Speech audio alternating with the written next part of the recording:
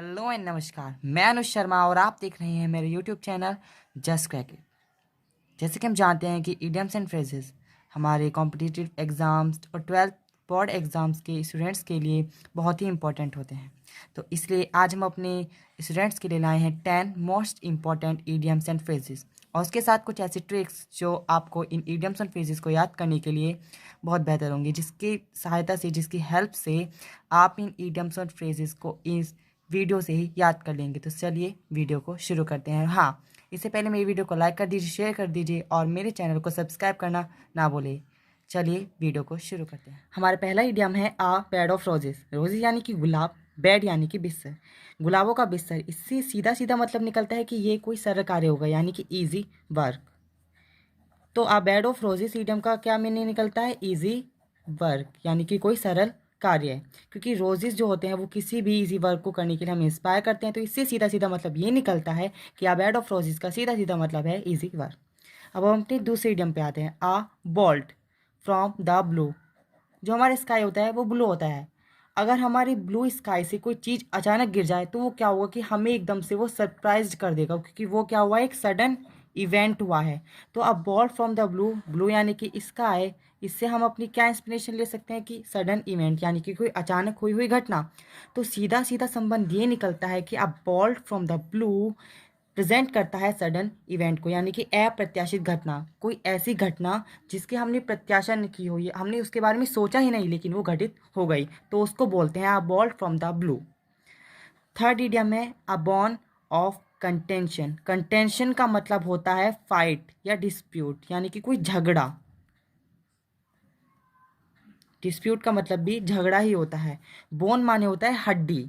अब हम कहने लगे कि झगड़े की हड्डी माने कि झगड़े की जड़, जिसके कारण वो झगड़ा स्टार्ट हुआ है, तो वो कहलाता है a cause of dispute. Cause माने कारण, डिस्प्यूट माने झगड़ा। किसी डिस्प्यूट का कॉज यानी कि किसी झगड़े का वो कारण। तो अ बोन ऑफ कंटेंशन का मतलब होता है किसी झगड़े की जड़। बोन यानी कि हड्डी, कंटेंशन यानी कि झगड़ा, झगड़े की हड्डी यानी कि झगड़े की जड़। चौथा इडियम है ऑल इन ऑल। मतलब ऑल, सभी, इन सभी, मतलब सभी में सभी होना, मतलब कि सबसे ज़्यादा ऊपर होना, जिसके पास सारी शक्तियाँ हो, सारी पावर्स हो और वो इतनी पावर कंटेन करता हो कि वो किसी भी चीज़ को चला सके। तो ऑल इन ऑल का सीधा सीधा मतलब होता है हैविंग फुल पावर, यानी कि सर्वो सर्वा। इन इडियम्स और फ्रेजेस के हम सिंपल से सेंटेंसेस बना सकते हैं। जैसे कि अगर हम ऑल इन ऑल का बना लेंगे तो हम कह सकते हैं my father is all in all in my family. तो हम कुछ सिंपल सेंटेंस के बेस पे भी इनको समझ सकते हैं, क्योंकि हम अपने सेंटेंसेस में भी इनको यूज़ कर सकते हैं। और सबसे पहली बात आप ये ध्यान रखिए कि जब भी हम इन इडियम्स और फ्रेजेस के सेंटेंस बनाते हैं, अपने सेंटेंस में इनको यूज़ करते हैं, तो हम इनके जो रियल फॉर्म होती है, जो इनकी इडियम्स की फॉर्म होती हैं, वो यूज़ करते हैं। इनके मीनिंग को यूज़ नहीं करते हैं। इनके मीनिंग को हमें सेंटेंस में प्रेजेंट करना होता है। ओके, सो हम अपने नेक्स्ट इडियम पे चलते हैं।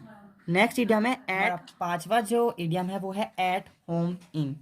होम माने घर, इन माने अंदर। अगर कोई भी इंसान या पर्सन अपने होम के अंदर है, वो क्या है, वो अपने होम के बारे में सारी जो इन्फॉर्मेशन है वो जानता है, उसे सारी इन्फॉर्मेशन पता है। तो क्या है, वो अपने घर का सर्वज्ञाता हुआ, यानी कि वो अपने घर का एक्सपर्ट हुआ, वो हर चीज़ में निपुण हुआ, अपने घर के बारे में सारी नॉलेज रखता है।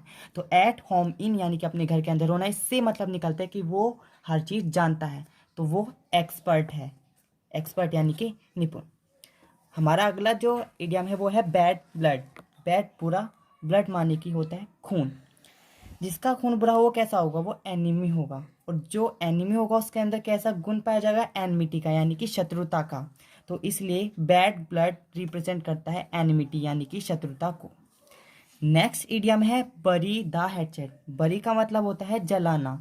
हैचेट माने कुल्हाड़ी। यदि अगर हम अपनी कुल्हाड़ी को जला रहे हैं तो इसका मतलब है कि हम किसी से अपनी दुश्मनी को ख़त्म कर रहे हैं।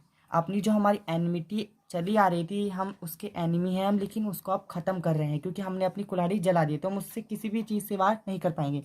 तो बरी द हैचेट का मतलब होता है एंड एनिमिटी, यानी कि अपनी शत्रुता को समाप्त कर देना। एंड माने समाप्त करना, एनमिटी यानी शत्रुता का भाव, तो शत्रुता के भाव को समाप्त कर देना, यानी कि बरी द हैचेट।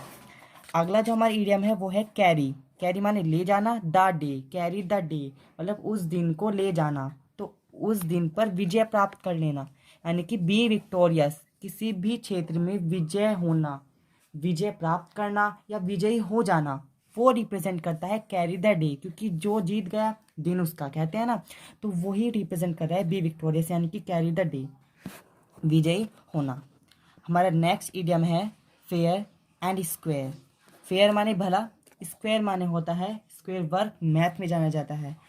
तो जो भला है वो कैसा होगा, होनेस्ट होगा, ईमानदार होगा, क्योंकि जो भी पर्सन इज़ अ फेयर अपनी क्वालिटी रखता है, वो अपने बिहेवियर में अच्छा है, तो वो ऑनेस्ट जरूर होगा। तो फेयर एंड स्क्वायर, इसको पढ़ने से भी हमें फीलिंग आ रही है कि ये किसी सही से मतलब मीनिंग को रिप्रेजेंट कर रहा है, तो इसलिए फेयर एंड स्क्वायर ऑनेस्ट यानी कि ईमानदार।